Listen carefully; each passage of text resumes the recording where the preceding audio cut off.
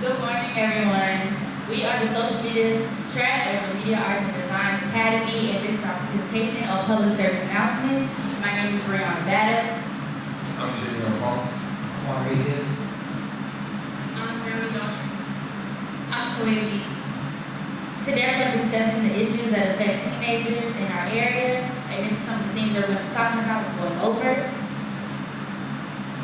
Our first step was planning and how we came about this presentation and everything that we talked about, discussed with teenagers on what issues we face nowadays, and we made videos about them and posted on Instagram to see and reach out to other students about how these issues can be changed or not go through that. We asked several teenagers facts about vaping and stuff like that here. We also researched numerous different areas of camera microphone use, writing description, and single vaping operations. We also researched many different areas for teen and drugs and substance abuse, police time where traffic spots are supposed to go, and fire safety and major calls.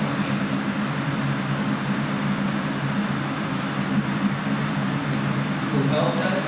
Our school resource counselor, our officer Hope, and our fire safety department. Here's one of our short videos of our vaping and substance abuse video. And I feel that's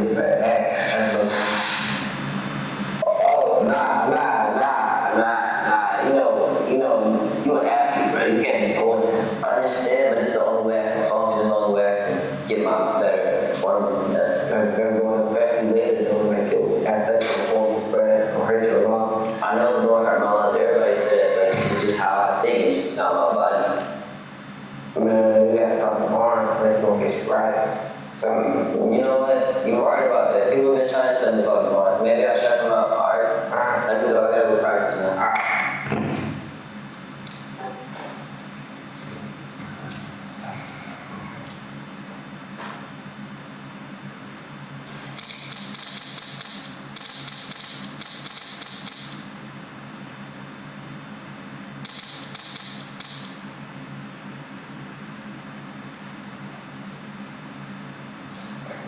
So yeah, football.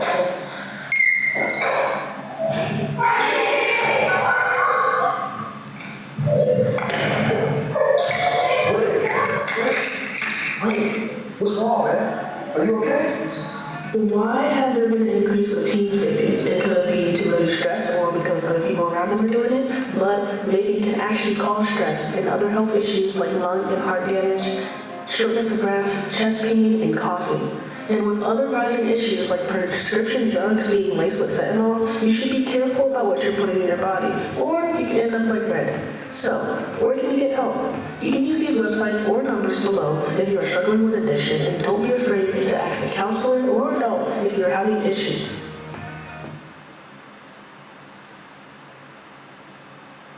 And I feel that's what. Here's one of our driver safety videos, and here's on what not to do when you come to a traffic stop. Please don't do it.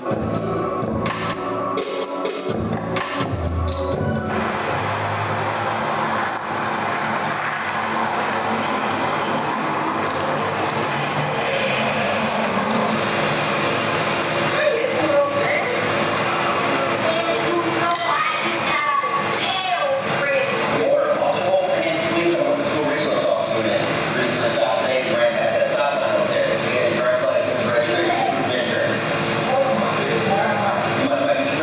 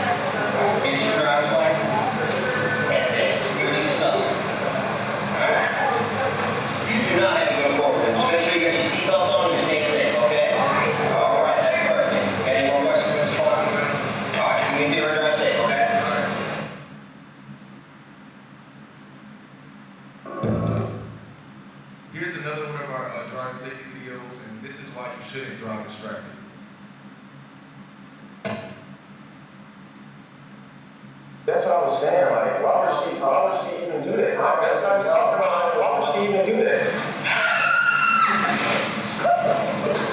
Come on, man, I just got out of jail.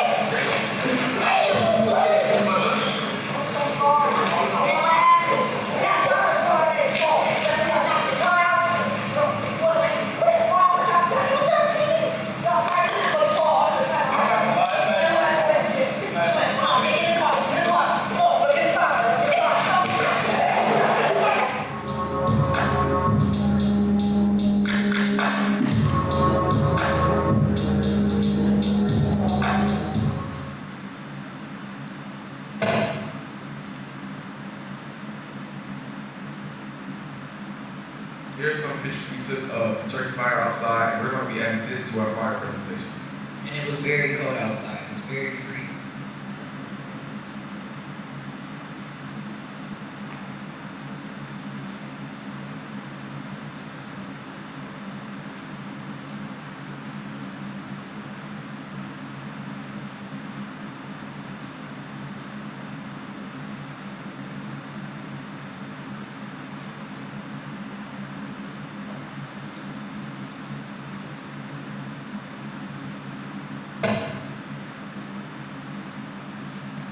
Issues we have to face with technology.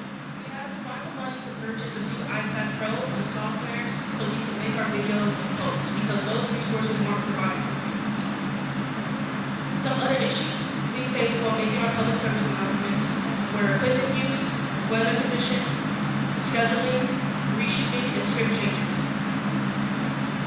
Some strategy changes we did to get around these challenges were reschedule. We had to reschedule. We also had to change video scripts to meet with weather conditions, and we also had to remain flexible and remain patient with people and technology. Our reflection was we had to learn how to use new technology, get out of our comfort zone, and also learn how to work together as a team. For our community impact, we chose to use Instagram. We chose to use Instagram because Instagram is one of the most widely used platforms among teens our age. And we felt that using Instagram, we would get the reach and be able to spread the awareness that we need to teens our age. Our videos accumulated 4,473 views on our Instagram. Our videos also accumulated 171 likes and 5,563 shares. 67% of our viewers were not followers of our page. We hope to grow by finishing our presentations and videos for fire safety and getting them posted to our Instagram to once again have that reach and awareness spread, not only in our high schools, but all across Hampton, and starting in our elementary schools. That is all. Thank you for your time and attention. If you have any questions, please feel free to ask.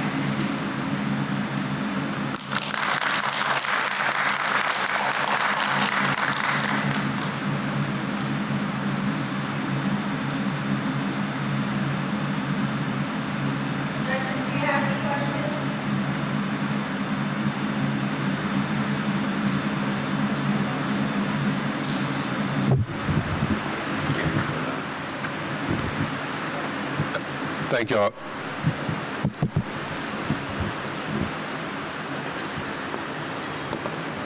Interesting, huh? Can you hear me? Can you hear me? Hello, hello. Not that mic. Not that mic. There we go. Not that mic. Sorry.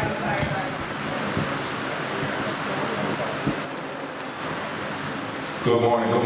Great presentation, very engaging. I'm curious on Instagram, which page is this coming from? Is this Bethel High School at large, or is this an academy page on Instagram? Where can we see these videos? This is our Bethel High School social media page. Very nice, and I really appreciate the expressing the issues that you all came up with and learning how to pivot and reschedule, because that oftentimes happens. So, very good presentation. Thank you. So I don't have a question, but I just want to just say that I think it's really a great opportunity for you all to work with so many business partners in this presentation, fire and police. So you were able to meet a lot of community members, a variety of community members, and I think that's really important for a project. You mentioned possibly going into elementary schools. I was just wondering if you had any thoughts or ideas about what you might do with the elementary schoolers when you share the videos, or the way to make the biggest impact with them. Okay. We hope to go to elementary schools and show them our videos to show them the risk of these issues and try to bring awareness and prevent these things from happening. Awesome. And one last thing, I don't know if you all have talked with our social media and PR marketing manager, Kelly Laurel, for the district, but she might be able to help push some of this out through the district level as well and get even more views with a lot of people following the city schools accounts on both Instagram and Facebook. Thank you. Good morning. Just wanted to compliment you all. It takes a lot to stand up in front of this many people and do your thing. A question, how did you all identify those topics? I may have missed that at the beginning, but how did you identify which topics to address with your peers? We've had a couple of incidents here, and that really, we already had the knowledge that these things were happening, but when it happened here, we knew that this was a really big problem, like bigger than we thought it was, and that we should start to bring awareness for prevention. Absolutely, thank you. And just a note for you all and for everybody that follows, there are these big fans underneath the stage, and so when you all talk, you have to almost talk a little bit louder just so we can hear, because this is overpowering some of what you all are saying, and I want the message to be lost, just for you and the following teams. Thank y'all, great job. Thank you. All right, thank you guys. Good morning, my name is Ryan Goodman. And I'm Evan Bell. This is our continuation of our last year's PBL project, Hampton Future Bike Riders. This year we are mostly focusing on holding community engagement events and teaching bike safety to children, but overall our main goal is still to give a bike to every child in Hampton. We know we'll have completed this goal when we posted at least 2 community engagement events and given away at least 10 bikes. What exactly do? We hold bike rides, teach bike safety, and do bike drives. Our bike rides are community engagement events where we gather the people of Hampton to have fun riding bikes together in a short bike marathon. Our bike safety, me and Evan go to local elementary schools to teach children how to ride a bike while it can be safe. We target kindergarten to first grade this year. We also do bike drives, which are held here at Bethel High School, where we collect bikes to obtain pledge to give away bikes. This slide this is all possible thanks to our community partner, Hampton Strong. Hampton Strong is a non-profit organization that assists us in obtaining, repairing, and giving away bikes. Hampton Strong's founder is Jeff Hughes.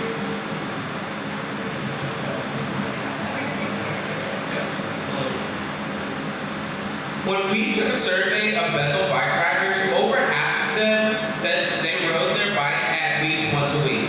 This shows there's already a base for our organization, and as we continue to expand, it can only grow. The benefits of bike riding include promotes exercise, saves money, reduces carbon emissions, reduces bike accidents, keeps bikes out of landfills, and provides an easy form of transportation for students. We kicked off our project in October 2023. Our original idea was Hampton Strong's bike committee's organizational structure. We quickly pivoted from this idea in January when we taught our first bike safety and held our first bike drives. We realized we wanted to give more to the community rather than focus on the original idea. And then on March 21st,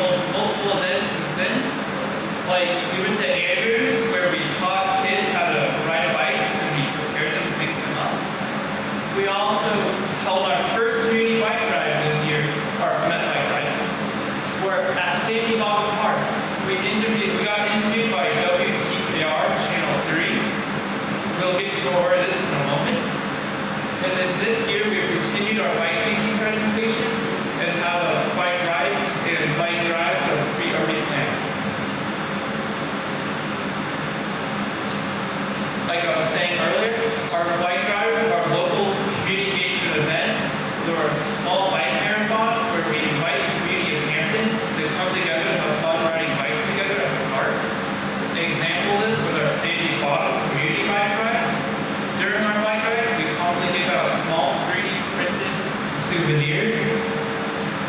And we also give out cold bikes.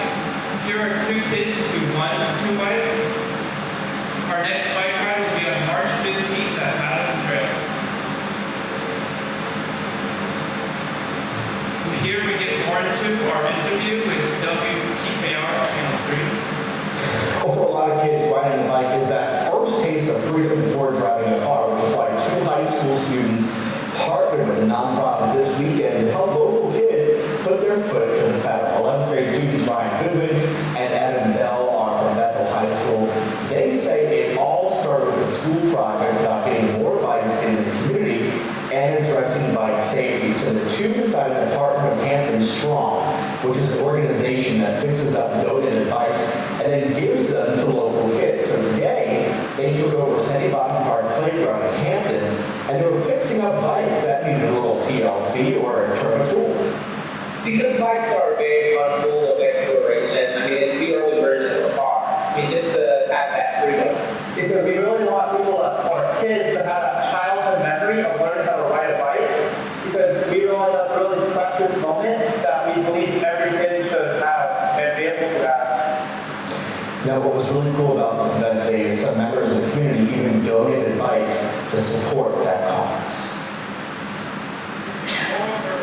Moreover, a reason that happened where the DMV saw this broadcast and contacted Andrew Strong for a potential partnership to teach more bike safety.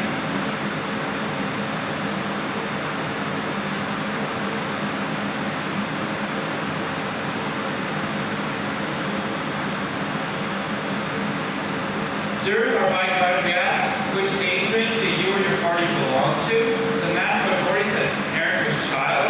Now this was our Sandy Bottom community bike ride, but now we can infer that our next bike ride will be more of a family event with parents with their kindergarten first grade students. Because during our safety presentations, we offered to teach first graders and kindergartners how to ride a bike. Before a child can receive a bike, they're first given a presentation on bike safety. Throughout the PBL project, we've taught around 600 children the rules and regulations of bike safety. We've taught from kindergarten, we teach mainly kindergarten and first graders. And this is a picture of us at Aberdeen Elementary giving one of our bike safety presentations. The specific slide being wear a helmet. Along with this school, 7 others, including J.H. Bryan, Armstrong, and Kraft, we've taught so many children about bike safety. And we are so proud to have the experience to educate children about the rules and regulations of biking. We hold bike drives here at Bethel High School. During our bike drives, we actively prepare and fix up bikes to give away. An example of this was our bike drive here at Bethel High School. We do bike drives to achieve our goal to give a bike to every child in Hampton. Our next bike drive will be on April 26th. The impact we have on our community is we provide fun and social events for families and individuals to attend. We increase the awareness of bike safety and regulations. We give children bikes that they may not be able to get on their own means. And we empower students to explore their surroundings since they have the transportation to do so. And finally, well, we provide an easy form of transportation that is very reliable. Here, you can see the difference we are making. On the top, you see us teaching bike safety and the kids practicing their hand signals. On the bottom is an adult bike drive hosted by the nonprofit organization Hampton Strong at the Buckrow Coffee Company, where they gave around 30 bikes to adults in the community. During our PBL project, we've learned a great deal of things, including bike safety, how to repair bikes, and we improved our public speaking skills and collaboration skills. We also learned the importance of advertising, getting our word out, because we realized the more people who hear about us, the more or larger impact we can have on the community. We also learned how to manage events live. An example of this, during our bike ride, not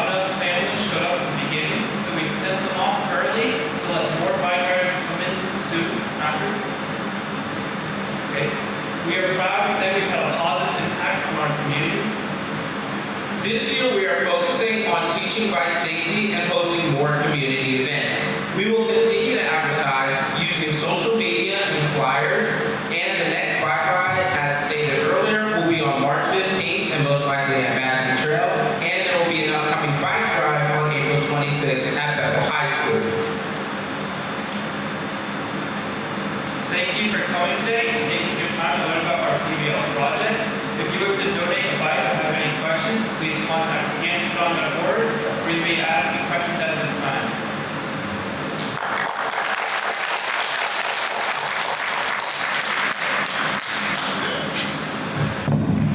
Hey, I'm sorry, and I'll try not to say something very active, but I did want to say something because I was at Hampton High School last year as a judge, and I saw you all give your presentation, and I wanted to talk about the importance of how much you all have improved and things that you have done since then.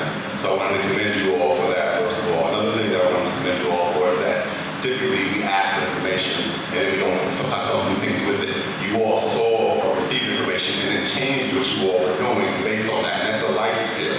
So congratulations to you all for that. I did hear you mention about advertising and how much that impacted increasing your scope. How or what did you do to advertise beyond what you saw with the news? We advertise on multiple social medias, including the Hampton City Schools Facebook page and Hampton Strong's Facebook.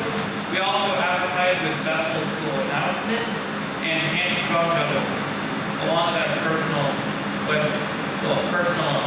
social medias.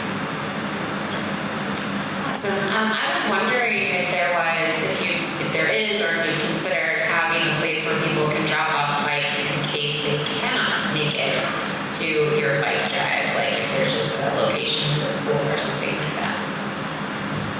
We thought about that. We recommend to contact HamptonStrong.org.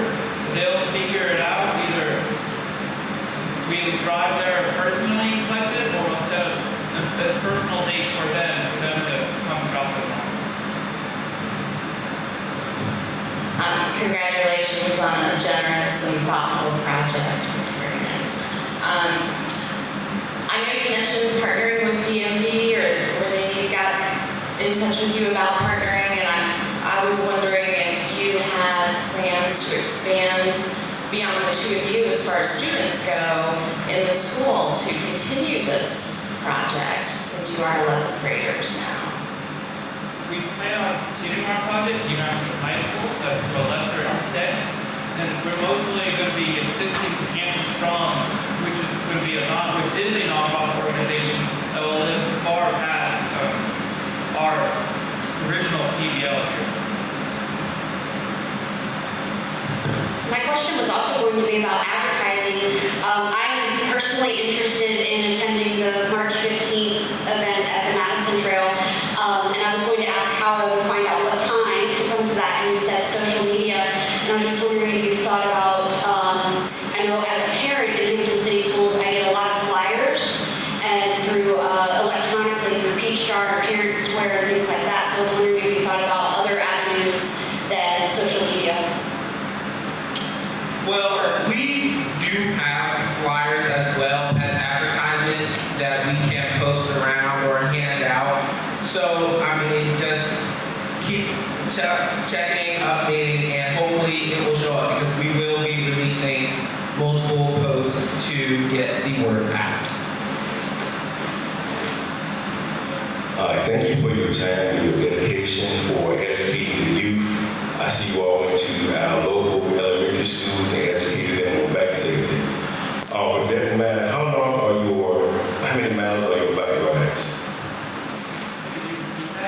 How many miles are your bike rides? Our Madison Trail bike ride will be 3 miles long. The Madison Trail is a trail on the golf course.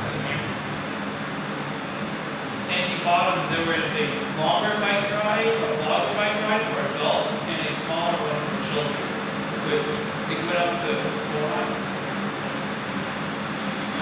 Hey fellas, not a real question, but just a comment.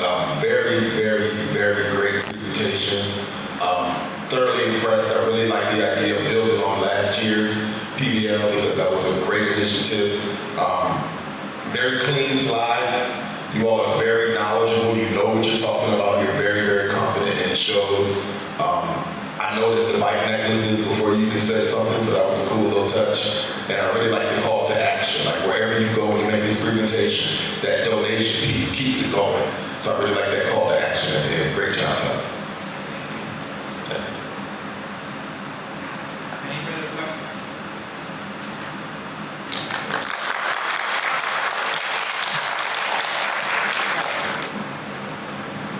Good morning. My name is Gia Martin, Mariette Woods, Shayla Scott, and I'm Tina Hoffman.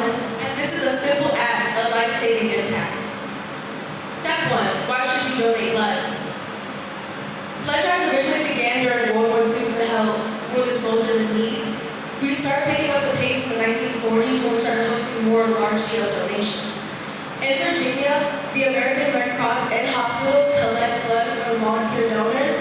The blood is then processed and sent to hospitals, emergency centers, and people in need. Did you know that every 2 seconds someone in the U.S. needs blood or platelets? That's about 29,000 units every day, and nearly 16 million components are transferred each year. Blood is a vital resource that cannot be artificially recreated. Just look at the Whole Blood Initiative, a local program originating in Virginia Beach that has since spread to some other Hampton cities. It allows first responders to carry whole blood with them in ambulances in order to perform emergency transfusions on trauma patients. And they've seen success. 92.7% of the patients that receive these emergency transfusions not only survived, but were later discharged from the hospital. However, trauma patients are not the only people that need blood transfusions. You don't have to raise your hand, but how many of you know someone that has cancer? Perhaps more than one person. It may be more than you think. The National Cancer Institute says that about 350 per 100,000 people in the age group 45 to 49 are likely to be diagnosed with cancer each year, and that number can range to as many as 1,000 per 100,000 in the age group 60 or more. That doesn't very much. In the 45 to 49 age group, that's less than 0.5% of people. However, if we do some math, we can see how greatly these numbers really affect us. Hampton's population as of 2023 is an estimated 137,098 people. If we only account for the 45 to 49 age group, that is 479 people that are likely to be diagnosed with cancer and will need blood transfusions locally. If we extend that population to include Norfolk, Newport News, and Norfolk, that is an estimated 146 people. That means 1,929 people may be likely to develop cancer and need blood transfusions locally. These are your neighbors, these are your coworkers, these are the people that you live with and see every day. Why should you donate blood? Just your 1 pint of blood can save up to 3 lives. You're probably wondering how. But it's because the blood is separated into multiple components such as plasma or red blood cells. What if you can't donate? There may be various reasons as to why you cannot donate. It could be because you have low iron, you weigh too little, or something you have zero control over, like your vein size. If you were deferred for something like low iron, we cover how to raise your iron levels for future blood drives. Our driving issue for this project was that low iron is an issue that we have among students, and we have to turn them away because of that. So our goal for this was to inform the students about the issue of low iron to hopefully have more successful blood drives. So how exactly did we go about planning a blood drive? Earlier this year, we collaborated with our Red Cross representative, Debbie Hampton. We went back and forth and we finally decided on October 30th in the auxiliary gym, which works perfectly. Once the blood drive was planned, we had to inform the students about it. So we had students from the Governor's Health Science Academy make informational posters to give information about the blood drive, including tips on how to increase your iron levels. We also used our morning announcements and social media to give students more information about our blood drive. Step 4, how do we sign people up, make appointments, and set up our venue?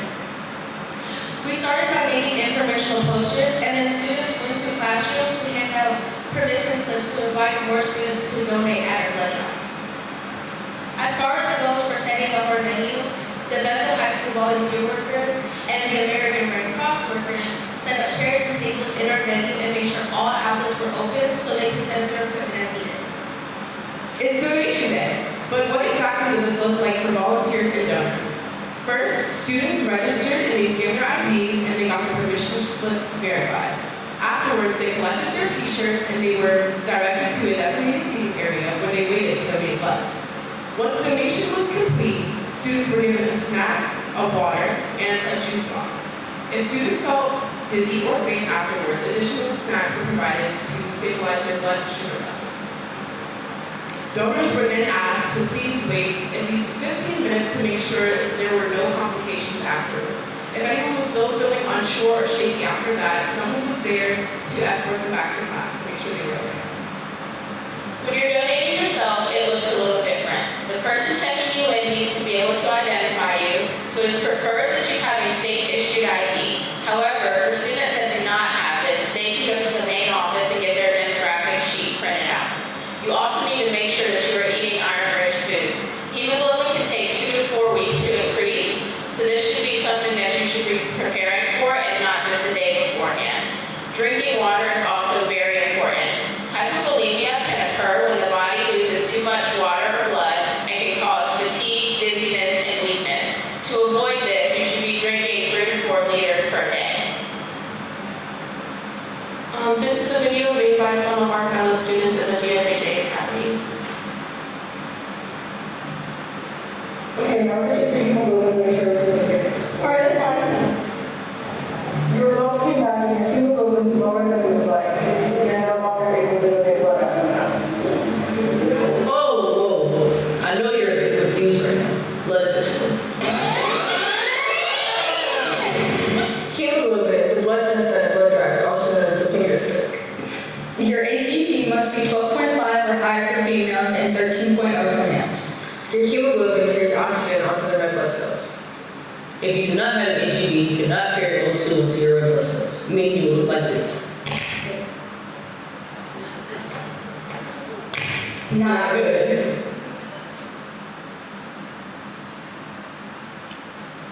So, what foods exactly should you eat to raise your iron levels? These are your dark leafy greens, your red meats, as well as other iron-rich foods such as your brown breads. And of course, doing anyway, drinking plenty of water.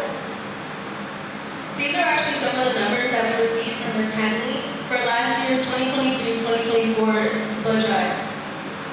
That's it. As you can see, our October blood drive was a big success. Last year, the highest point in our units donated was 34. But this year, at our first drive, we received 41 units of blood. We believe that this is because we educated students a lot better this year on preparation for blood donation. These are some common questions about our collection center in Norfolk. So first off, where exactly does the blood go from our collection center? It covers the Outer Banks, so in North Carolina, and it also covers Eastern Shore, Virginia, which includes all of Hampton Roads. How many units are needed and collected at our local collection center? We collect about an average of 4,500 a month and average about 55,000 a year. We usually need over 50,000 a year. However, this winter has posed a bit of a shortage nationally, mainly in the LA areas due to the fires, but we have felt this in Virginia as well. Our conclusion and call to action. During this presentation, approximately 180 units of blood were needed over the U.S. We urge you to please consider donating at our next blood drive sometime in April 2025. Over the 3 blood drives we did in 2024, we were able to increase our donor percentage by 33%. Volunteers and donors like you are essential to the blood drive's success. Together, we can save lives and inspire others to join this vital cause. Thank you so much for listening to our presentation, and we now open the floor to any questions.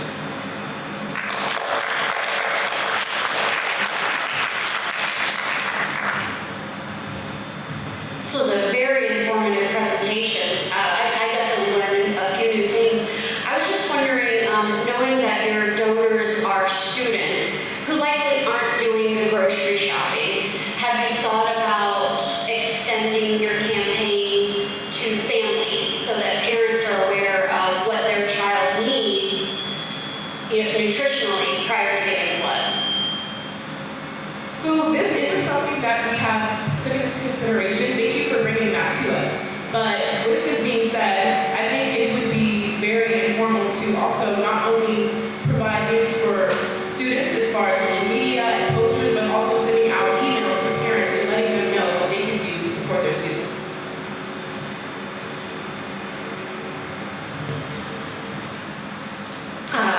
What was your favorite thing about doing this project? My favorite part of doing this project, me personally, I learned a lot. I didn't know most of this information, and I was just so happy to be able to learn and educate others on this. Fabulous.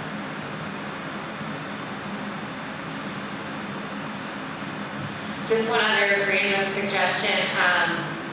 I like that you talked about the low iron and you identified that as a need. It would be really cool if there were other opportunities for people who can't donate blood. I'm one of those people. I grew up in England during cow in the 1980s, and so even years later, I'm still not allowed to donate blood, but I've always wanted to be involved somehow. So that could be for people who have small veins or things they can't do about it.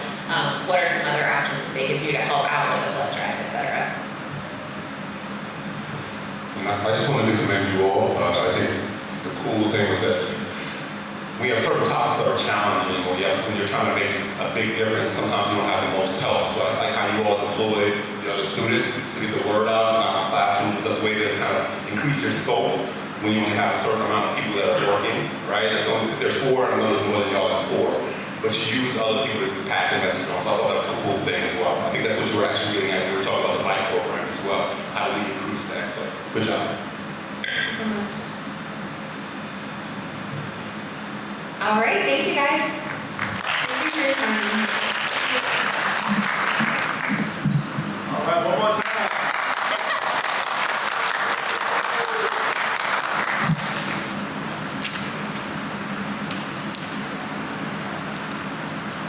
Hello, America. We are HCS Stars, and I am your host, Zaire Williams. I'm Noah Myers. I'm Nevaeh Singleton, and I'm Chloe Lawrence. Today, we're going to talk about our mission statement for HCS Stars. We strive to empower Hampton City School athletes by providing a platform that connects them with opportunities, resources, and exposure to excel at the next level in their athletic careers. We are committed to fostering growth, showcasing talent, and inspiring success both on and off the field. That sounds great, Chloe. Let me bring you to our first quarter. Breaking down the X and O's, we have our game-changing question. How can the use of technology help student athletes reach the next level? Did you guys know that 75% of HCS student athletes don't receive any college recognition? 3/4 of HCS student athletes dream to play at the next level. And 65% of HCS student athletes believe that they have the support that they need, but don't know where to start. That's why our mission is so important. Some of our goals here at HCS Stars has been to reach out to students all across the HCS district, inform those students more about the recruitment process, provide them with opportunities in order to build better connections, and we also strive to work with local organizations to help benefit our mission. To accomplish our goals, we've developed an app that will be exclusive to HCS students. They'll be able to create an account and find some answers on common questions. What can they do in their account? Their accounts will have basic information, the ability to track their stats, upload their schedule and highlights, and message recruiters. What are some of the other features? Our upcoming features include allowing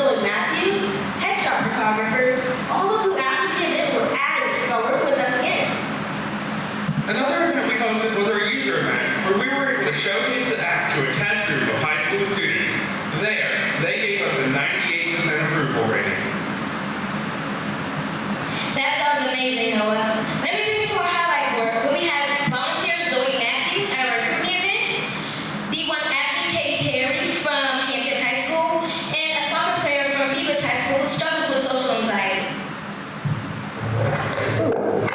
Great. Hi everyone, I'm Ruth, and I was at the Bethel PBL meet, the Bethel PBL event, last Saturday, and I'm a photographer for sports. And at that event, I met 757 Sports Club, and at that event, I was also recruited to be a photographer for 757 Sports Club. I wanted to tell you that anyone who is in sports or any type of thing that relates to sports, you should definitely go to this PBL event if they ever have one again, because it's a great opportunity to experience or have a student function. Okay. As you can see, Zoe Matthews really loved that Recruit Me event, and she wants you guys to know that she's not only an athlete, but she's a photographer too. If you are a good athlete, you don't have to worry about you don't have to worry about being ranked or have recruitment, because a coach is going to see you and they're going to like you for what you did. Wise words from Katie Perry. Real anxiety. I also have social anxiety, so I'm talking a lot more than I usually would. So this is really nice. Congratulations on it. All right, that was our way of breaking her boundaries. And then this is our congressional act challenge where Chloe talks to Congressman Bobby Scott. I'm bringing it back to you, Noah.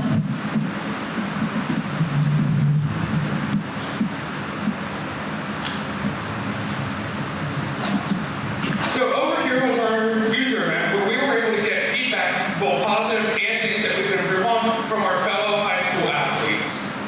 And over here is what a student would see after they've downloaded the app. That's fine now.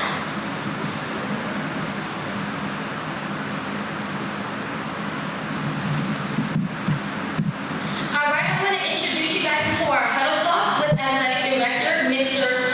Rocky Kroon, where we got some feedback on our app, and he let us know some of the things that he enjoyed about our app and what he think we can change. So to promote our app's mission, we also come up with multiple ways to market, such as merchandise. As you can see, we went with a gender-neutral design to ensure that we reach a wide audience. I've done my homework. This playbook is ready for action. So tell me about a couple of your fumbles. Some of the fumbles here we've had at HCS Stars is just not being taken seriously as high school students. Well, what do you plan on tackling in the future? In the future, we strive to make a bigger impact, even though we touch many students already. Time out. What did you guys discover during this process? During this process, we discovered that many athletes want to play the next level, but they just don't know the steps to get there. Touchdown! Our Recruit Me and user-friendly event went very successful. So, what kind of barriers have you broken?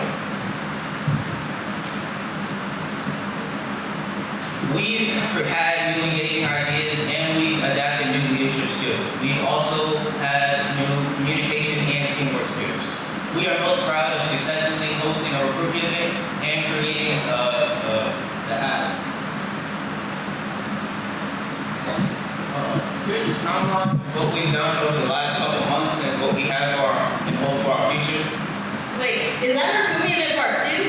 Yes, it is. We are holding another Recruit Me event for anybody that was not able to come out to the first event. We gotta make it to this one.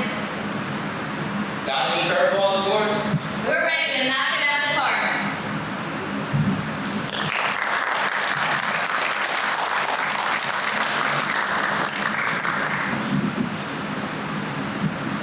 All right, do you guys have any questions?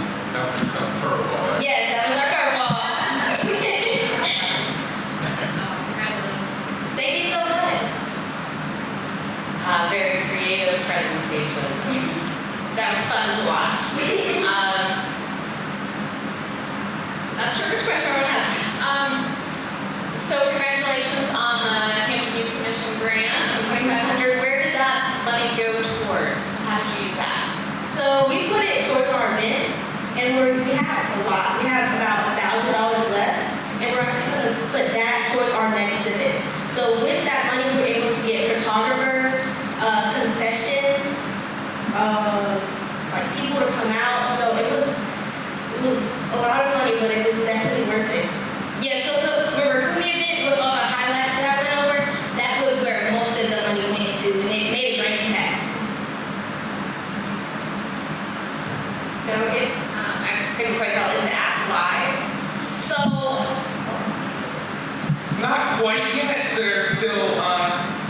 some district red tape that needs to be solved. But we have been working to get stuff in place so that we can get it done. Awesome. Do you have a timeline estimated? I know some of it's not up to you with red tape, but Red tape timeline. yeah. Do you have an idea of that? No? No, sorry, I don't know how long that takes. First, that's a great answer. As a former athlete, and Dr. Haynes, you may, back in the day, we didn't have the internet apps. We had videotapes that we had recorded, trying to send it to college coaches. So if you're not a big name athlete, this is great. So that's my goal. I also like the fact that you all talked about your next meeting being middle school students. So giving them that information young in their athletic career is really, I think, a great idea. A quick question, you notice some people that you collaborated with or businesses. How did you collaborate with them? What did they do in that collaboration? How was that part of that collaboration? So we reached out to them through emails and Instagram. Most of them did our workshops. So some of our Crystal Beer did scholarship workshops. City on my chest Sport Club 757, they talk about highlights because they post a lot of student athletes in the field when they're playing. And City on my chest, I think they also talk about highlights. I could be wrong. Yeah, we just had to talk about workshops.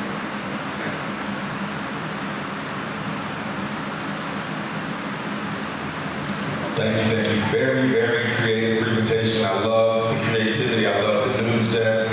I love the use of the room with the referees. Very, very engaging. I'm curious to know, and I know this isn't live yet, but like one of my fellow judges said, this is something very needed within our sports community. Can you talk to me about the ideas around recruiting or around capturing recruiters to this site? Because I know the students are going to be uploading their videos and stats and stuff, but what does it look like for the recruiter side and the coaches? Has that been successful? Have you got any traction around that?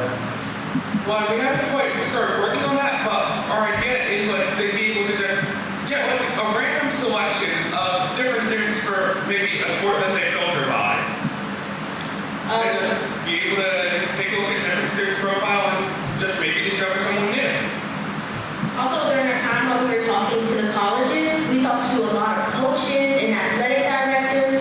We tried to get them out to our event, but sometimes that's not possible. So if we're able to get them to get on our app, that would be ideal because we already have made connections with these coaches and athletic directors.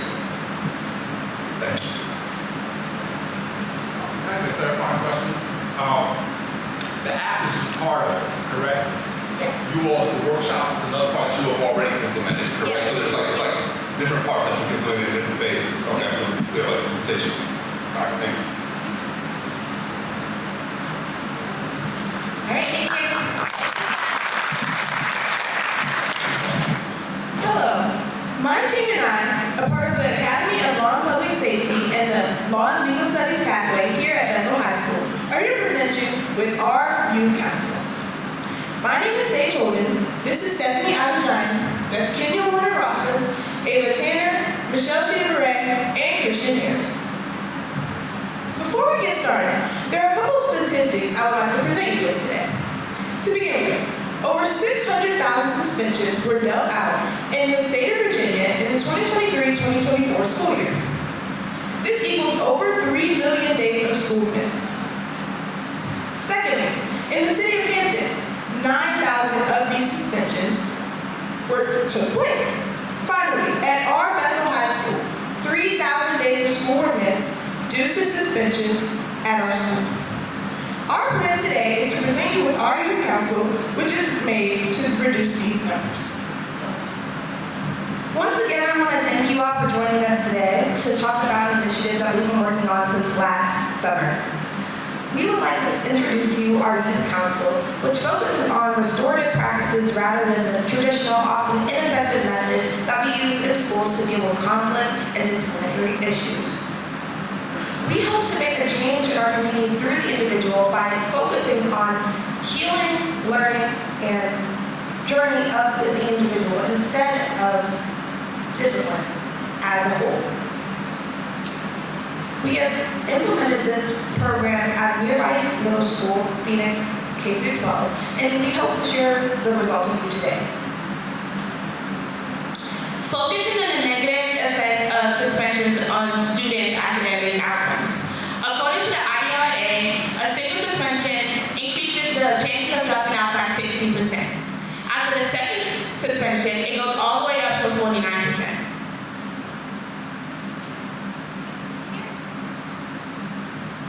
Here is our driving question. Our driving question is, how can we create a restorative justice program that reduces suspensions while maintaining a positive work environment and positivity? Here's our background research.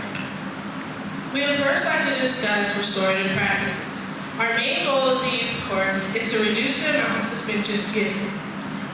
We have 3 goals: promote restorative justice, amplify student voices, and reduce recidivism. We find if we're able to find these underlying issues, we're able to reduce the amount of reoffending and give students the chance to be accountable for their actions. Our youth council is based on 3 honor board models.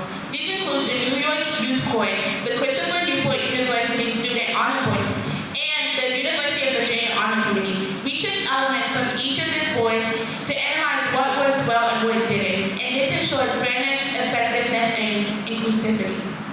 Now let's talk a bit about legal considerations. Firstly, our council values unbiased conduct. We have certain values such as impartiality, respect, and diversity. All of our conduct will be based on the student handbook and guidance from community members such as the Commonwealth Attorney's Office. Now let's talk a bit about planning and proposal. Our goal is to obviously reduce the out-of-school suspensions. Secondly, we want to empower students to take active role in the court system, the school, and the community. Some strategies we're going to implement so that we can achieve these goals are things such as collaborating with administration so that we can refine this referral process and we can make it effective and efficient for everyone. As well, we will have regular training sessions with our panelists so that they understand their role in restorative practice and they know that how to make the best informed decision. We will also engage with legal experts such as the Commonwealth Attorney and anybody who can help us make sure that our program is compliant with the best policies and the best practices at this time. Last but not least, we will also create educational materials so that other schools can learn and adopt this program and they can implement it in their schools. We believe that if we share our experience and knowledge with others, we can make a broader impact in our society. Not only have we created written goals, but we've created ways to measure our success. We plan to reduce our out-of-school suspensions by 20% in the first year of the implementation of our youth council. We also want to make sure that 90% of the cases we review end in completed restorative actions. We will now discuss the timeline of this project. We first started this project during the summer through a program called the Student Summer Business Institute, where we did research and framework development. We then seeked approval from Dr. Howard, the APs, and the deans of Bethel High School. We then took it to the classroom where we recruited and trained students. We then did mock trials on how the youth court would work out. During our mock trials, we evaluated and made a lot of changes. We noticed that a youth court would not work well with students, and instead a youth council would work well. And this was to allow kids to be more engaged with the project. We then took it to Phoenix Middle School and implemented the project. And we plan on expanding the project to other schools in Hampton City School. Next is the implementation. Here are a couple visuals of the implementation of our project. To begin with, we have the creation of our lovely poster board that was displayed here today and at City Hall during our Summer Business Institute. At the Summer Business Institute, we also drafted our Youth Council idea. Secondly, we have images of the implementation process. This is where we taught students in the Academy of Law and Public Safety more about our Youth Council idea and prepared them for varying youth court situations. At the end of City Hall, we presented our mission to city members and trailblazers in our community, such as Veronica Hurd, and they were in support of our mission, and we also got support from parents as well. As you already know, we implemented a pilot program. This pilot program is right here in action. We went to Phoenix Middle School and collaborated with their administration as such as the principal right there so that we could see if our youth council could be effective. As you can see, we had a layout with a judge panel, 2 advocates, and a jury full of students. During this pilot program, we would discuss a scenario with these students and then help them collaborate with each other to discuss what they feel would be the best decision. We all collaborated together and then made one final decision as a whole that didn't include having a suspension or detention. As you can see, we have Phoenix feedback because we sent them a survey, and most of the students feel that we did exceptionally well during this youth council. Here are some student testimonies from students who have previously been suspended. One student said that out-of-school suspension made it harder for them to get their work done because teachers were not posting clear directions in Google Classroom. Another student said that being out of school was pretty much a getaway and there was nothing to do at home. It also showed that their academic grades were being negatively impacted. Here's a reflection. So some of the things that we saw work well in our thing was the students were more and more receptive over time as we implemented our initiative, especially at Phoenix. We found that the outcome of group sessions was way better than individual sessions because it showed that gave students the opportunity to show their opinions and use their voices in a group setting where they felt safe. Some of the areas of growth that we feel is necessary are more student surveying to actually get opinions from students and be able to understand them on their level. The third thing that we felt was more needed as we continue on is being careful who we choose in our jury selection because some students were more attentive in jury and in court than others. Along our journey, we transitioned from a youth court to a youth council because we value our community. We value our youth. Our youth are our future, so we want to benefit them. We want to help them. Our immediate next steps are to implement our youth council here at Bethel High School. What we plan to do is implement it using this data collected from the Phoenix Middle School students to better impact our Bethel students. Eventually, we plan to expand our outreach to other Hampton City schools and schools in the state of Virginia. This will improve our community partners and overall improve the amount of suspensions in the state of Virginia, city of Hampton, and our Bethel High School. Thank you. Any questions?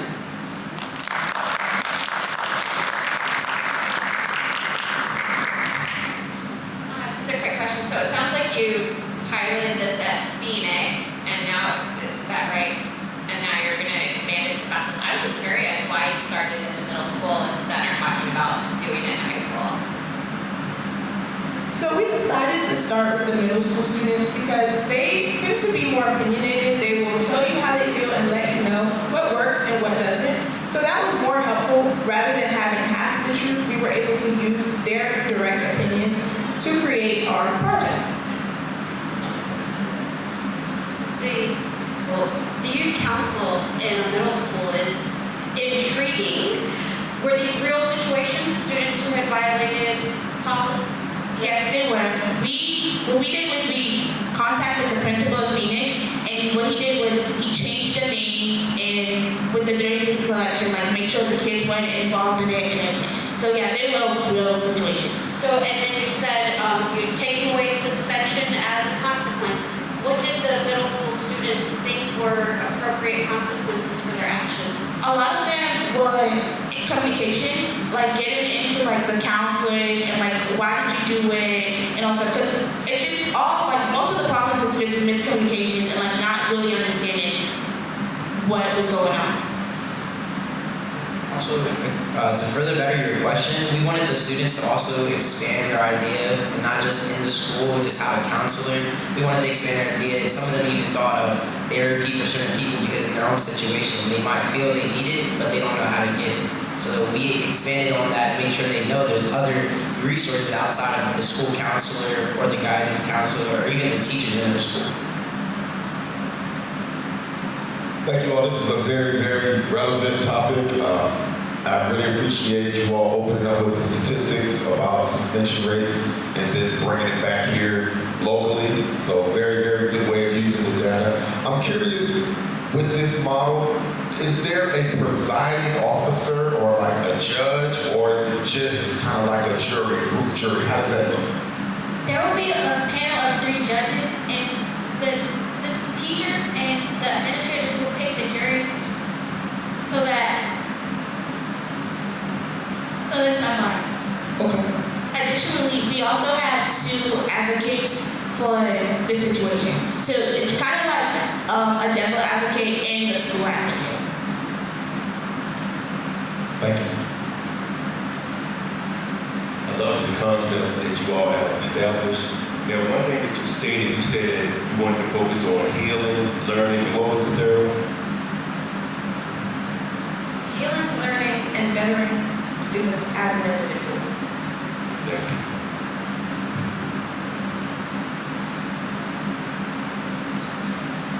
Just a compliment. I feel like that old guy that I walk miles to schools. I was a discipline review coordinator when we public schools for a long time, so I handled all long-term suspensions.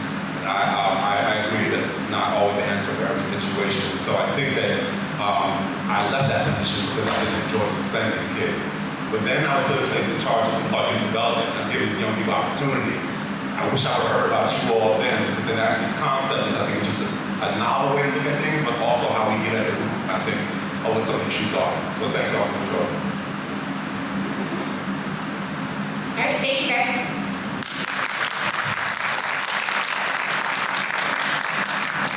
Good morning. My name is Madison Belknap, and I am a research member of the Ladies of Trail team for our Innovate Her Women in Tech Networking event. I would like to introduce my other trail members and their contributions. Good morning. My name is Ayana Ankra. I helped with coordinating the event with the guest speaker and planning. My name is Sir Williams, and I help with outsourcing. My name is Savannah Milan, and I help with the data research. My name is Mia Thais, and I helped with transporting the young ladies from the cafeteria into the auditorium lobby. Our Ladies of Trail team is dedicated to educate and empower women in technology and more. We would like to do this to see how our technology and our hard work can impact the future and where technology is going as of today. So starting this project, we had to decide what did we want to do. In that, we decided to partner with the JNF Alliance, and in that, we had to ask ourselves, how can we bring more women and females into these informational and technology and networking fields? So starting out, we had to at first educate ourselves, because starting out, we did not know much about what we were going to be presenting to other young ladies. So we decided to research engineering, data analysis, manufacturing, and networking specifically, because the JNF Alliance's first goal is to bring in girls to the networking field specifically. We also decided to dig deeper and research how many women are doing this now. And in that, we only saw that 27.6% of women are in the informational and networking fields in the United States today. Then we researched some women that stood out to us personally, and one that stood out to me was Katherine Johnson, because she's also a Black female that's here locally in Virginia, and she really paved the way, bringing the pathway for women to come into these fields and be impactful. Part 2, planning and proposal. So we had to ask ourselves, what would our goals be? One of our goals were to educate ourselves, to bring an impact into our school, to strengthen our relationships with our community partners, one being North Point Development, which sponsored us and helped us make this event, and we also wanted to educate women on technology fields. In continuation to the previous slide, the strategies that we used to achieve these goals was through public outreach, along with that, helpful data and research, along with that, understanding and communicating women like us and more, and also through educating women through poster boards, our speaker, Ms. Gladys Henderson-Williams, and our partnership with JNF and North Point Development.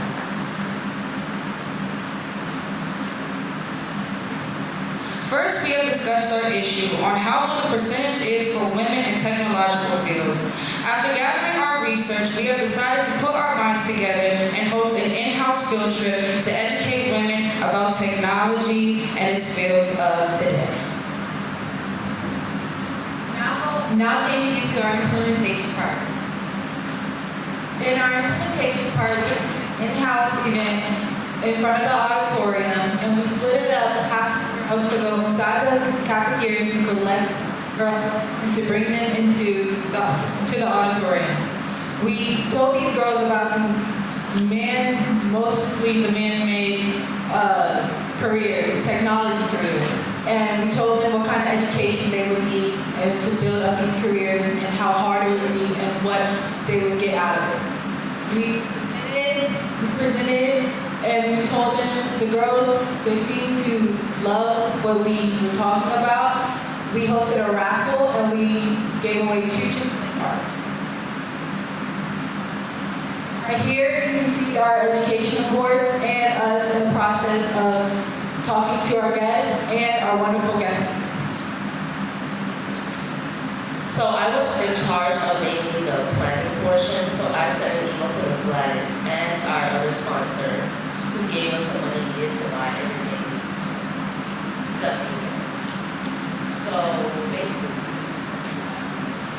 So basically, Ms. Gladys, I believe that she was a perfect guest speaker for our event because her experience in this I feel was beneficial to these women that we brought.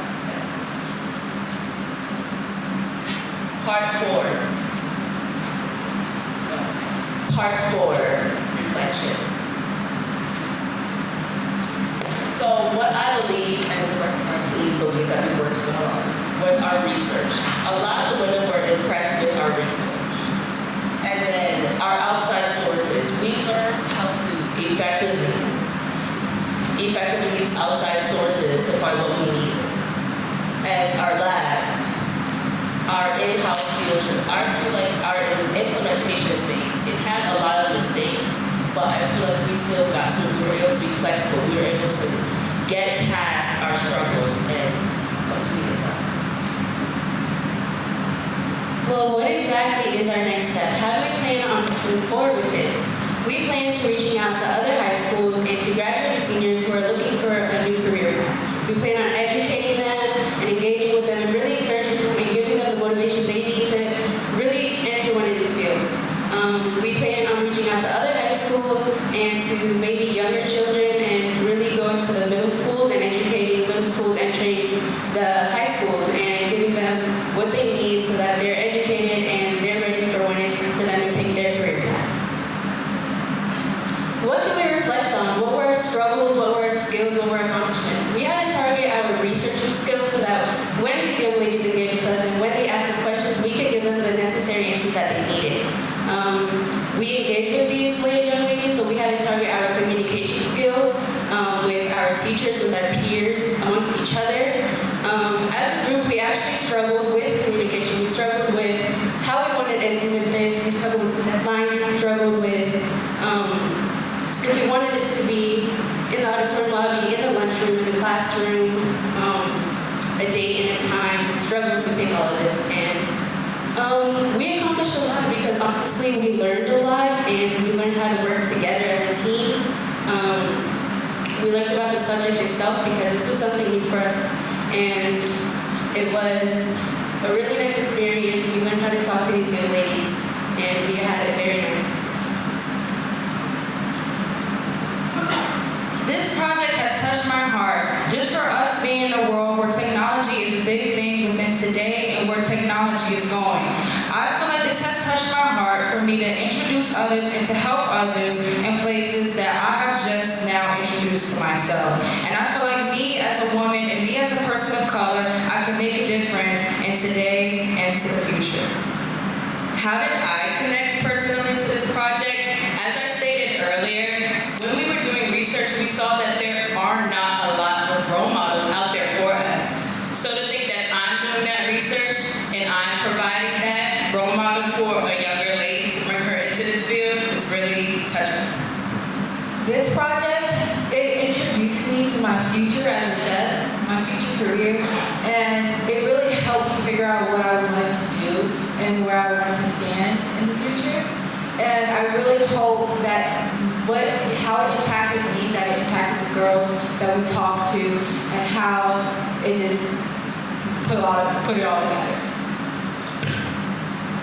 This project is personal to me because I believe that we as women, we really need to stick together and encourage each other so that we can be successful in our futures, because us as young ladies, we are the future. And it was very personal to me because it actually helped educate me and it helps me pick out what I wanted in my future, where I wanted to go as a woman. And I always told myself it would be best to work with others, and that's the best way to be successful, is connecting with others and building real relationships. I love presenting to my peers. Personally, I felt like I was making a difference by doing that. And I will become a psychiatrist and work towards my PhD. So this project, I really felt like I was making a difference by doing it. Thank you for your time. Thank you for listening. Are there any questions for our young ladies on stage? Are there any questions?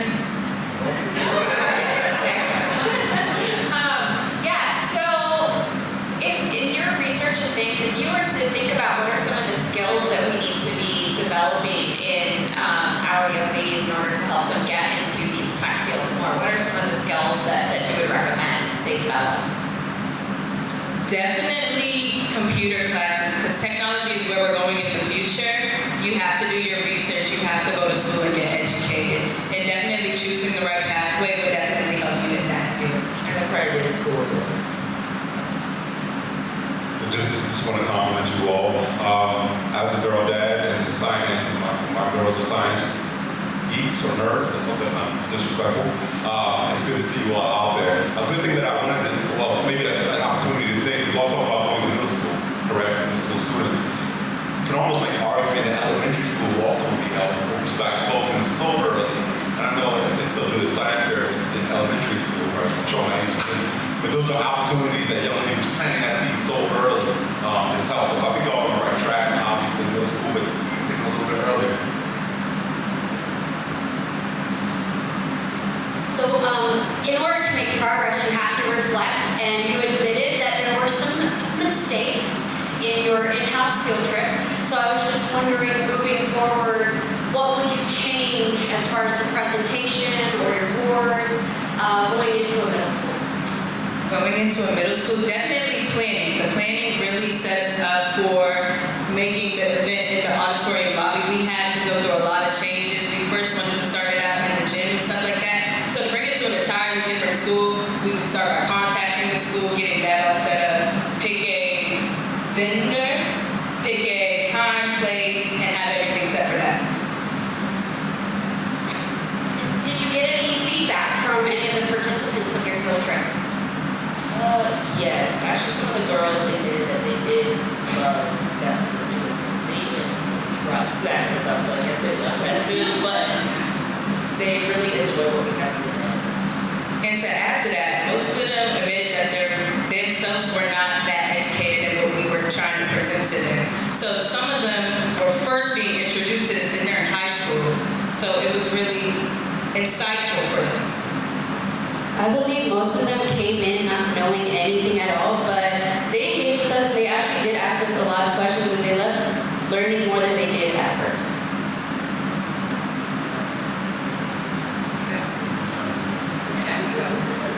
I like how you all stated your goals and what you want to accomplish in the future. I'd like to suggest that my daughter, she's a graduate from Longwood, and she majored in data analytics. And right now she works at the Federal Reserve Bank.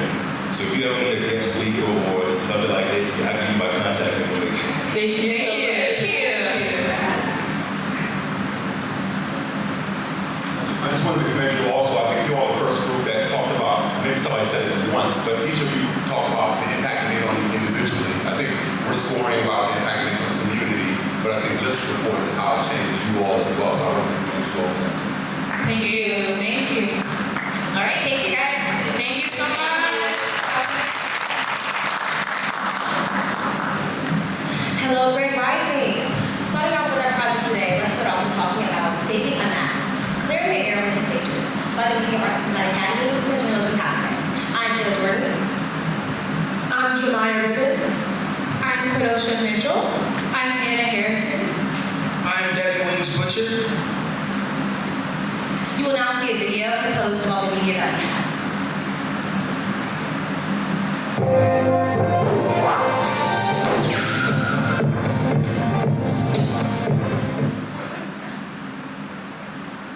Chances are you have already heard, seen, or experienced the most biggest fact happening among all teenage students: the use of e-cigarettes. According to the CDC, 1.2 million high school students use e-cigarettes in 2024. Many teens smoke to relieve stress, anxiety, but it is easy to become dependent on fruity flavors along with THC, which can lead to many physical and emotional health problems, including addiction. Bethel have reached out to some students to gain their perspective on how vaping has impacted their lives.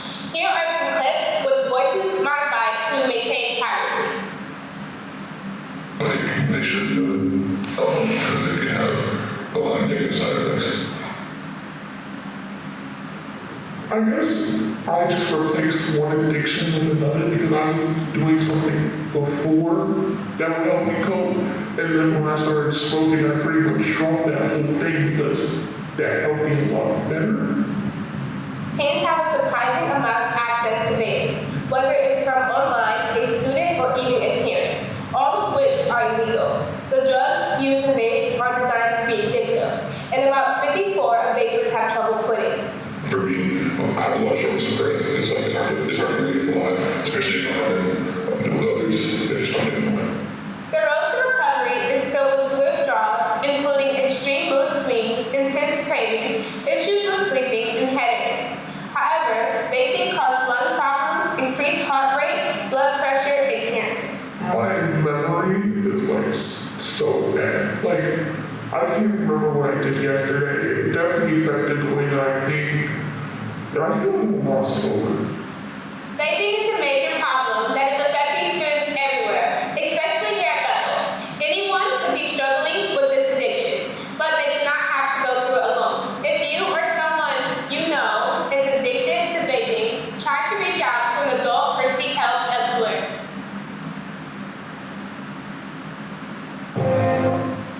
On to our project overview. The whole purpose of this project is to shed light on the scope of the vaping problem amongst Hampton schools. We have done this to share information and resources to help individuals make informed decisions about their health and well-being among teenagers. Our driving question: how can we, as student journalists, effectively collaborate to spread awareness about the health risks and social implications of vaping? So this is some of the background research we as student journalists put together to learn more about the background of vaping. For example, we found that in 2003, the first modern vape would be invented by a Chinese pharmacist. People started to get majorly concerned about vaping in 2019, when a mysterious lung illness associated with it was starting to take effect in the United States and cause many deaths. As you saw in our video, the CDC reported that in 2024, 1.21 million high schoolers reported the use of e-cigarettes, showing how this is still becoming a bigger and bigger issue. As we know, there's many risks associated with vaping, including addiction, lung irritation, damage to your immune system, increased heart rate, and cancer. As you can see in this infographic about that lung illness we were talking about earlier, it was a nationwide issue, including here in Virginia, showing how this problem affects us all. Now we have our main goals and strategies. Goal number 1 was to inform Hampton City Schools about the vaping issue that is happening among all teens. Goal number 2 was to provide a support system for all teens who are struggling with this addiction. Our strategies include students and more of an insight with their own stories. Another strategy includes a more craft media for teen audience. Our last strategy was to inform media into accessible and to make an inviting website. We did planning, survey and interviews, media production, and website development. This is our implementation. Our original goal regarding this this survey was to receive 100 student and faculty responses. We surpassed that goal and obtained well over 200 responses. 45% of people stated that they have family members and or peers that use vapes and or e-cigarettes. 72% of people said that or enforce the zero tolerance policy for vapes in schools, and over 71% of people said they dislike vaping. This survey was created to connect with the community and find a perspective on vaping, not only what's going on in Bethel High School, but us as a whole of the community. We have conducted 22 interviews with Hampton City students. 50% of those students said that they vape. 20% of those students said that they vape on a regular, daily basis. So with all this research, surveys, all these interviews we're doing, we decided to put together 2 articles using our journalism skills. We first put together an investigative report to talk about the extent of vaping here in Bethel High School, where we not only included the perspectives of admin trying to discipline the issue, but actual students who vape and what they are going through to show different sides of the issue. We also put together a staff editorial, which is basically our staff coming together to share their opinion on the issue and what they believe can be done to solve it. The website development. After surveying and interviews, we decided we need a safe space for all the information for easy accessibility by both teens and parents. We also include fun facts about vaping, which includes chemicals and health risks. We also have a PSA and graphics. And this is a homepage of our website with a QR code, which feel free to scan, and you can become a part of the conversation and get to see the information we gather.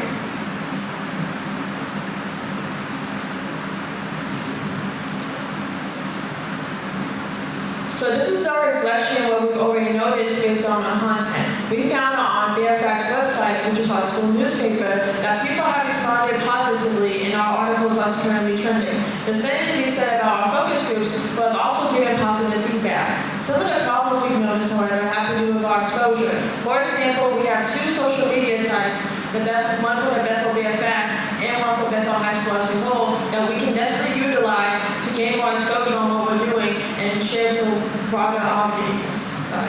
We also want to make our website more interactive in the future by adding an online forum element so people can discuss the issue of vaping in real time. Further in our reflection, let's now talk about the work well. We had preliminary research, conducting surveys and interviews. As Debbie mentioned earlier, we had over 200 responses, and with our interviews that you saw in the video, we were able to see how we provide those while also maintaining privacy. And interview schedules. As far as interview schedules, that means we got our articles in punctually, and we made sure that we came together to be here today. Areas of growth. Coordinating and managing moving parts. We have 2 parts of our pathway. We have journalism 1 and journalism 2 and 3. So making sure we're communicating, we have that collaboration, making sure that we both know what are we doing and how can we make sure that it's functioning properly to have a successful project. Lastly, let's talk about our promoting and outreach. As Jemima said, we do have social media, and you'll be able to see that when you go to our website, BethelVerifax.com. You'll be able to see that we have those, but yeah, there is no further promoting on our website as far as concerns this project. So we want to, in the future, further go with that. Any questions?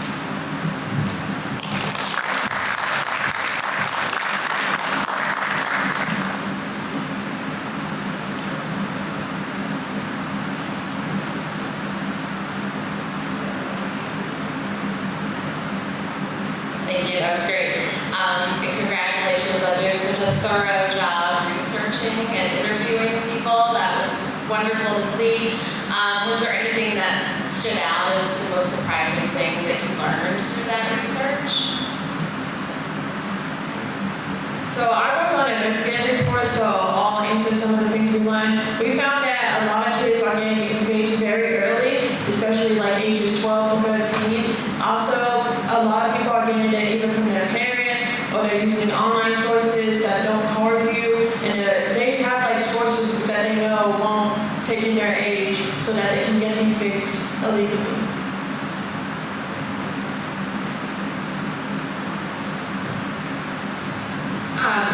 research or with talking to others, what are some of the root causes? Like, why are students turning to vapes, and especially so early? So I'm a student athlete myself, and as we know, anxiety and stress is one of the biggest things right now, not with only teenagers, but also adults.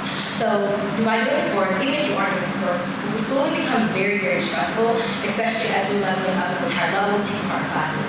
So it's very easy to look for a quick fix, and we found in my article, along with my team, the editorial that I talked about, it was a lot of like, just them being stressed out. It's not stress and anxiety, so that's one way that they find relief at. Have you thought of ways to expand your campaign past Bethel? So we were really looking forward to this proposal to you guys, so that you guys can either give us the green light to go and move forward. Moving forward, we will expand our website to put more information up there. We might conduct more interviews and engage with our audience to get a bigger picture, and hopefully teens will feel more comfortable with opening up to us due to we are all youth and we are their peers as well. Hopefully they open up to us a little bit more now that we're proposing this thing to them, and let them know that it's our right to struggle, but it doesn't mean you have to struggle alone. Also further into that question, we also have talked about how, though we only have like 22 interviews, we have a lot of students at the school, as well as at other schools like Hampton and such, enhanced city schools. So we want to make sure that we're going to those schools and getting, just whether that's in health classes, like we talked about, going there, getting more information from them, going there to actual other schools, and getting that experience as not only a reporter, but so they can feel like they have this. Really quickly, you all have a stat up there that said 1.21 million high school students. And so my next question is going to be, you know how many high school students total in the United States? If I look it up, and so 17.2 million, 17.2 or 3 billion. So that's a huge, significant portion of that group to have 1 million of those students. So I think you already have a case for why this is outside of Bethel High School. So thank you all for talking.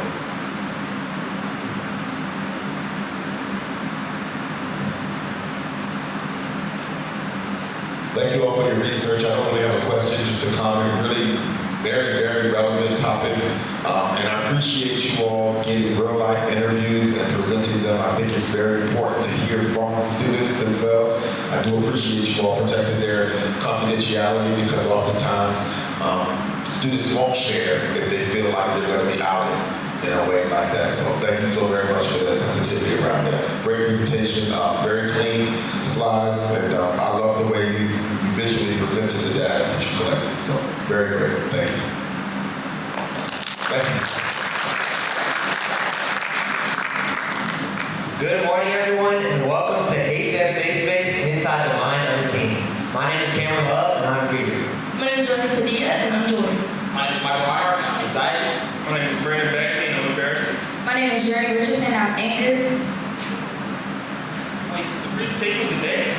Oh, I'm scared. Be quiet here, I don't want to present. But I'm saying nothing dumb.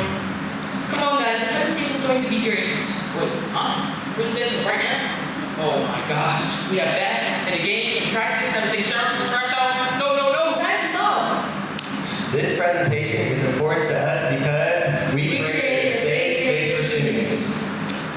Before we get into our presentation, I want to briefly go over what we did for our project. We focused on supporting teams by developing a mental wellness website. And additionally, we created resources and promoted mental well-being among the team demographic. Now, let's look at our big issue. We identified that teens often struggle with managing their mental health, whether that's things like academic pressures, social expectations, or their everyday struggles. But yet, mental wellness is often overlooked. So we asked ourselves the question, how can we create a supportive and inclusive space for high school students to promote mental wellness and navigate social challenges? And our solution was a website. Oh, what website you asked? Unfortunately, due to the new cell phone ban, we had imagined for a website and but we had to just go with the website to improve accessibility. Now let's take a look at our mission and goals. Our mission is simple: to provide students with the support and resources they need to prioritize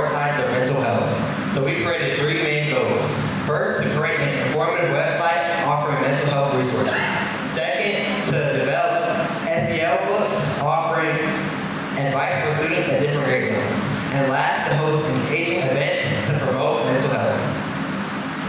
On to our three main research topics. The first one was effects of anxiety and depression and burnout on students. We discovered that 50% of lifetime illness begins at the age of 14. Next we have social media impact on mental health. Teens over three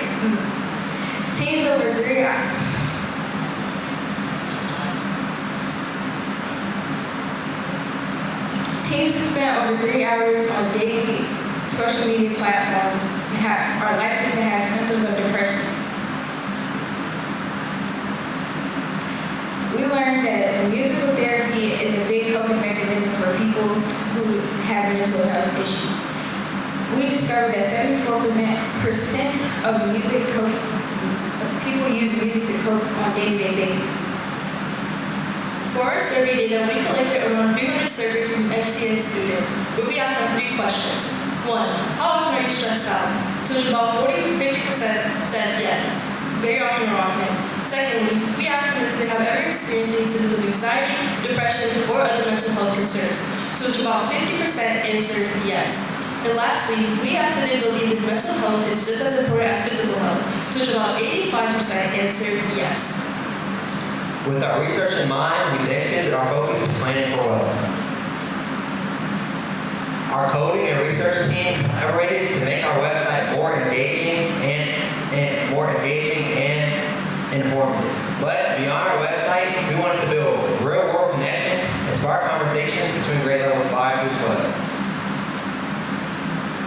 We wanted to bring our project to life, but first we needed money. So we applied to the Hampton Youth Commission grant, and we were awarded $2,096. And this funding helped us gather resources for our future event.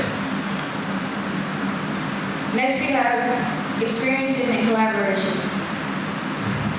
Our event helps students have one-on-one conversations about their mental health that they wouldn't necessarily have on a day-to-day basis with others. We also partnered with Journey of Me and Dr. Russell, a psychology professor from NSU, and our undergraduate students. With our plan set and funding secured, we wanted to bring our vision to life, so now let's walk through our implementation. This clip showcases our new and improved website. We made our website easier to navigate by improving our page design and structure. Our website offers information on music therapy, stress reduction, inspirational quotes, and professional help. I would like to announce that we have won first place for the Congressional App Challenge, and we will be going to Washington D.C. in April to present to everybody in our nation.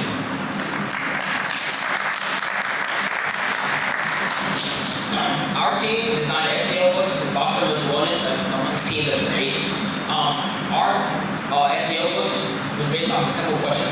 What do you wish someone had told you to mentally prepare yourself for the next step? So in doing so, we got connections across different grade levels.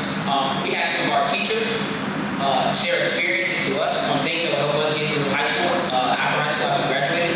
Some of us seniors, we wrote to freshmen, giving them advice on things that they can use to get through high school successfully.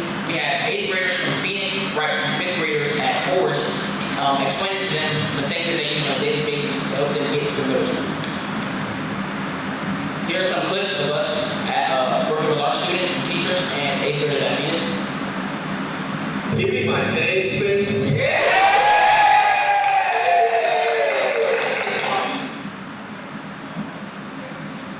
On February 8th, we hosted our first HCS Safe Space wellness event, where we brought our website to life. This event hosted many workshops ranging from music therapy to mental health to meditation, along with Journey of Me, along with the Brown Circle Dilemma Roundtable with Dr. Bethel from NSU and Bethel High. Here is a behind-the-scenes clip of us working on our mental wellness website and all the hard effort we put behind it.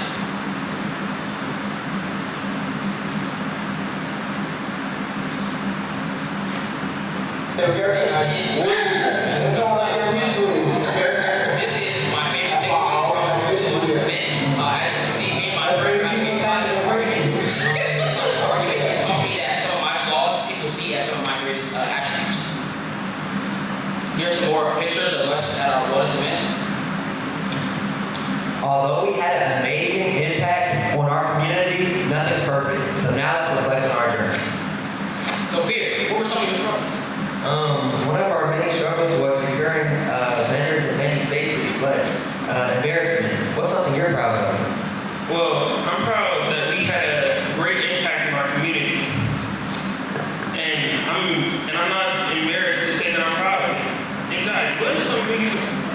Me, I learned that we all face challenges, no matter the age, and we don't even realize it. What about you, Joy? What are some things you do differently? I would promote our event more extensively so that we have more student engagement from the Hampton community. Ingrid, what have you developed? This project has greatly improved our communication skills and emotional intelligence. I know we just went through a lot of emotions, but each one helped us learn and grow. So now, let's talk about what's next for HCS Safe Space. First, we want to host a web launch party for when we launch our website in April. Also, after receiving feedback from students, we want to start our own wellness club. We will meet once a month and host roundtable discussions around mental wellness. And we also plan to invite guest speakers to further promote mental wellness. For our third and fourth steps, after receiving positive interest in our first wellness event, we plan on hosting one right after school to increase student engagement. For our fourth step, we plan on hosting a publication celebration to celebrate those who contributed to our SEL books. This event will take place in the spring once the books are returned. Guys, we finished the presentation. I'm not angry anymore. What? Angry? You said you're not angry? Wow, I made a joke. I'm proud of it. Oh my gosh, I'm not afraid anymore. We're done with the presentation already? Oh my gosh, that's good, but we should have to go to practice, take the trash out, walk the dog, and Anxiety, you stopped. thank you for joining us on this emotional journey through the mind of the team. Now, our guiding discussion for any questions or reflections.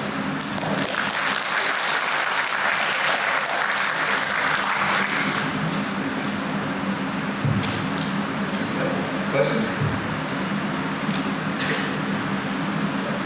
Very, very fun introduction. I really love the creativity that you all use. This is a very serious topic, and oftentimes individuals tend to use humor to cope with some very serious feelings and emotions. So thank you all for acknowledging that and saving space for that. And just I really like the idea of you all prompting individuals to write messages to the individuals in the lower grade levels. Like that's a really positive way of showing that you care and giving individuals a way to say, I can see where I can go. Those are individuals that are in the place that I want to be. So really good, keep it up. Thank you. Thank you. I love the outfit, by the way. I'm sorry.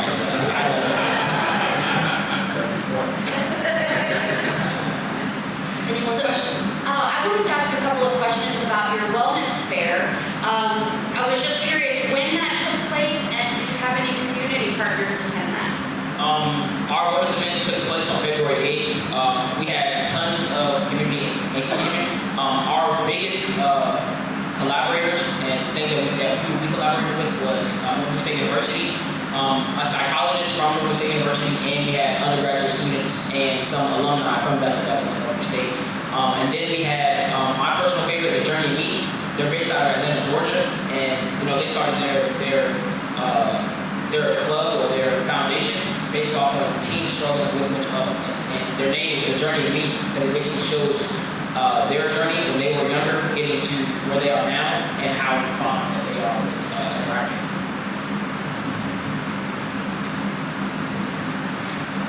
I like the idea of the books as well. And I know you mentioned wanting to expand getting the information out about your event, but how are you planning on maybe hopefully sharing these books across the district as well? So actually, once our books get published, I think it's around spring, anybody is free to buy them. So what we're gonna do is we're gonna go around to the high schools, middle schools, and then just spread the word and try to spread wellness around here. Along with social media.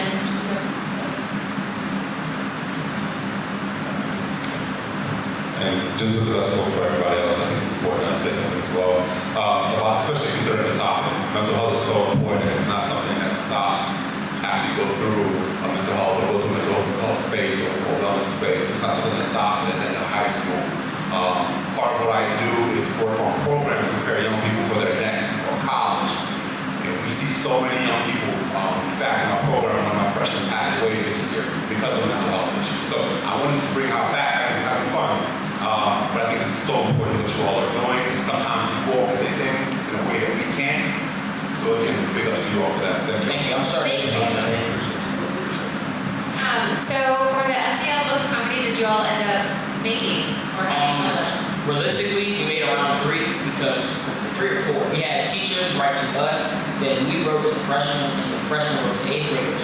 And then we tried to take it a step further, but we did take it a step further and had our 8th graders write books for 5th graders.